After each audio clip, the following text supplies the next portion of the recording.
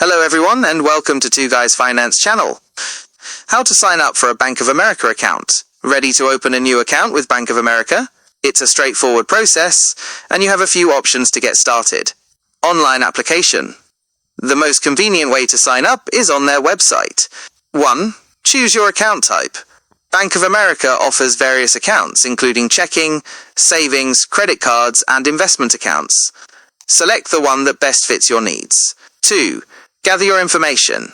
You'll need to provide some personal details, such as your social security number, a valid form of identification, like a driver's license or passport, and contact information. 3. Complete the application. Follow the on-screen prompts to fill out the digital application form. You'll be asked to review and agree to the terms and conditions. 4. Fund your new accounts. Once your application is approved, you can transfer money from an existing account or schedule a deposit to get started. In-person application. If you prefer a more personal touch, you can visit a Bank of America branch. 1. Find a nearby branch. Use the branch locator on their website to find the closest location.